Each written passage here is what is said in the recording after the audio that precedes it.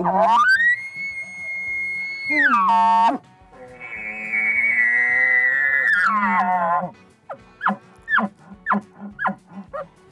elk hunters, we all love the sound of a bull elk bugling. And today I'm here with my good friend Rockie Jacobsen, founder of the Rocky Mountain Hunting Calls. And we are going to talk to you guys about elk bugles. You know, we've talked about the cow-calf sounds and what they mean and what you can do with them. Bugling, to me, is more important than cow calling. The guys that are killing the elk readily every year bugle most of them in. The cow sounds are very important. You got to mix them up. But when it comes to bull sounds, you got to learn to get the emotions in there too.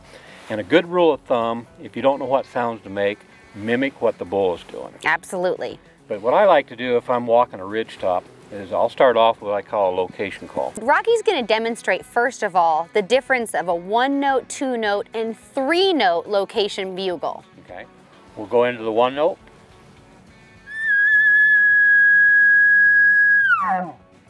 Basically, I'm just holding my tongue tight. At the top. At the top note. It's not the high-pitched challenge yet, but it's just a high note, and it's steady, and it carries very good across the mountainside. Okay, let's go 2-note now. All right, 2-note, you just drop your pressure down off your tongue a little bit, and then you start off on a little lower note, and then go up to the next high note, which I did in the first one.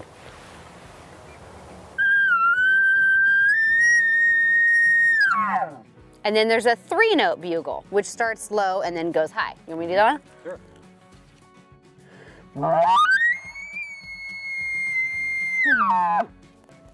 You know, those sounds are just different sounds that you can use to broadcast that sound across, trying to get a bull to answer you. It doesn't really matter if it's a 1-note, 2-note, or 3-note, just as long as it's not really aggressive sounding. When there's a herd bull in with cows, you know, he's the dominant bull. He's the boss of the mountain. And when you watch him, he's running around and he's sniffing the bums of all these cows, checking to see when they're ready. He's licking the air. You call it the bum? He's sniffing their bums. he's running around, he's sniffing their bums, checking to see if they're ready, and he is fervent. He is showing off his antlers. He is letting out what we call the display call. Rockie, give us a demo.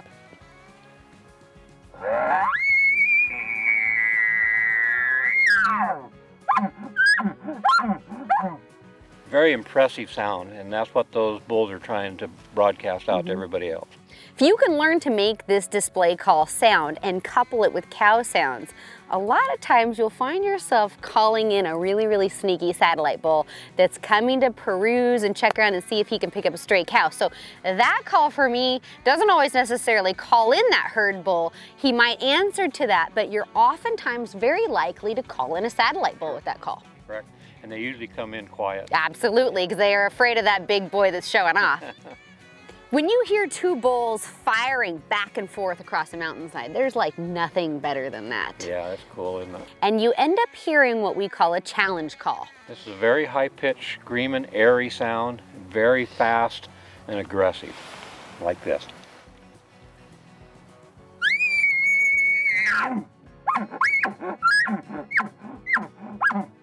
If you're on the mountain and you have a bull call to you with that sound, he's ready to roll. He's ready to fight. He's going to move.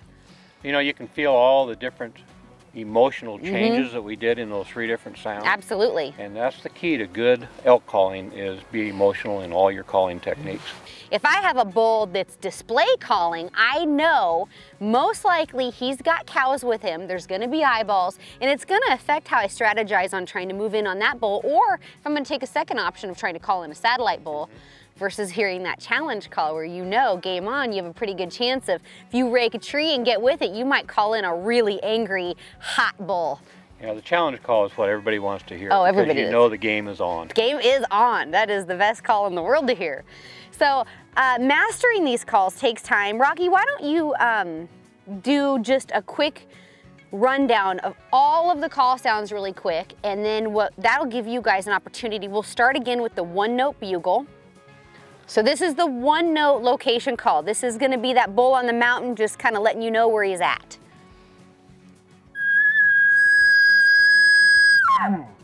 Then we have a 2-note location call.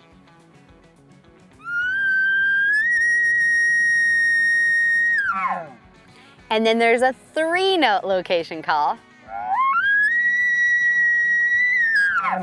Then we have the display call.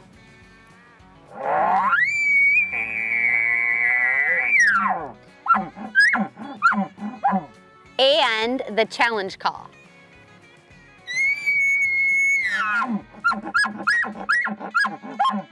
Now the only thing we haven't talked about today is the chucks. You imagine that bull with his head tipped back, and I call it a love chuck.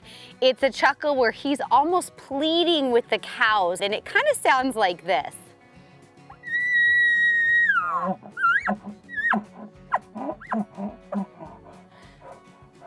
And then there's a different chuckle you hear, which I call a fight chuckle. And when I hear this chuckle, I know that this bull is aggressive, he's angry, and he is wanting to fight.